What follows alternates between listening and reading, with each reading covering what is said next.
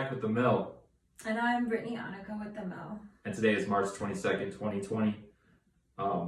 So, talking coronaviruses, or the coronavirus. Worldwide, there have been 334,451 confirmed cases of the coronavirus, which has equated to 14,597 deaths. In the United States alone, 32,412 confirmed cases and 414 deaths, unfortunately. And in Wisconsin, there are 383 confirmed cases, and out of those, there have been 4 deaths. There will most likely be military seen on the streets within the next few weeks, so don't be surprised. The Wisconsin National Guard captain said there has not been a request to participate in any mandatory quarantine, but they have mobilized 300 troops to respond quickly if Wisconsin needs help. There have been 29 counties in Wisconsin that there have been confirmed cases in.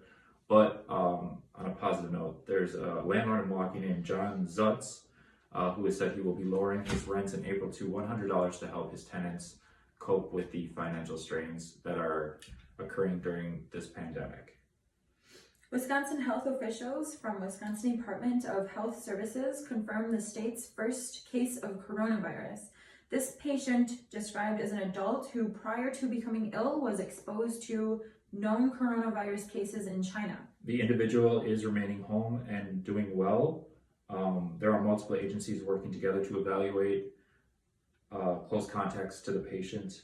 The recovery time for one contracting coronavirus is 2 weeks and 3 to 6 weeks for severe cases. Those at higher risk are older persons and those with pre-existing medical conditions such as asthma, diabetes, and heart disease appear to be more vulnerable to becoming severely ill.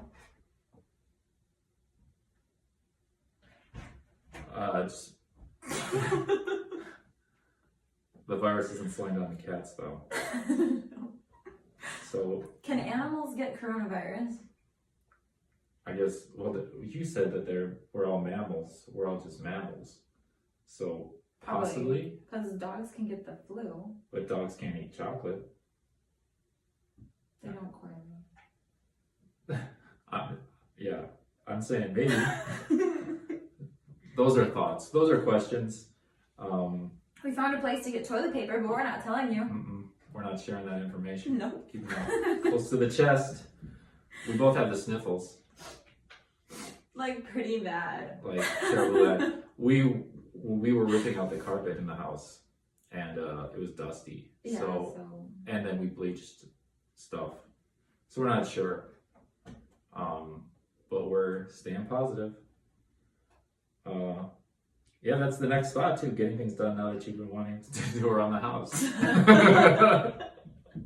Do all those things. We're doing them all. All of them, all at once. All the things all the Same time. time. That's right. Keeping it moving. I saw a press conference with the governor of New York State, Andrew Cuomo, and one of the points he brought up was that you may have to be physically isolated, but staying emotionally isolated is a problem. You don't have to stay isolated emotionally. There are tools available to us to keep that connection with others. He suggested writing letters. I don't. That's all well and good, but we have this thing. I don't know if you've heard of it. It's called the Internet, and you can FaceTime people if you have an Apple phone, iPhone, or you could use Google Duo, or there are countless platforms to meet and talk to others who are we're all experiencing the same things. Some of us are completely alone. Some of us are lucky enough to have somebody with us. Pure joy. I believe Andrew Cuomo described the time when he was reminiscing about his children being with him at home. Pure joy. So stay connected and love each other. Okay. Thanks. Okay, thanks. Bye.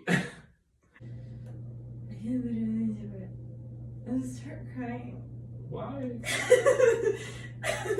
Why do you want to cry? I don't, but I can. So that's a pretty it's still recording. It's just. No, it's not. Oh, it's not. When did it stop? I think cool. Just right then. Just right then, I think.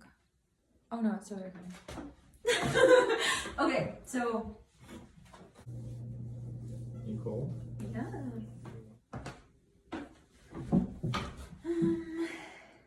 Oh, the button that says down keyboard. Wait, you gotta scoot this way. Okay. Oh, Are you okay? I'm just fine. It's okay. I was playing it up for the camera.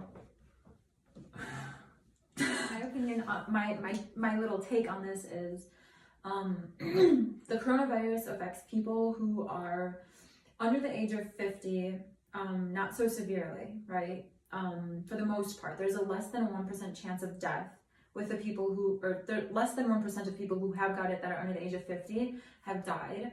So, and those people who did die, they had pre-existing health problems. And then the other statistic is that people who are 80 or over, there's a 14% chance that, or there's 14% of them have died, right? So now there's this lockdown kind of scenario of cities and going nationwide. And really what I think is what the government and the system is trying to do, because the cases can get severe and we still not die, right? So I think what the government's trying to do is two things, I think, is, well, I hope the first one, right? Like all the people who can die from this, like slowing down the progression of it until we get a vaccine, so that there's less people who actually die from it. And the second one is to prevent crowding of hospitals, from everyone getting sick all at once or close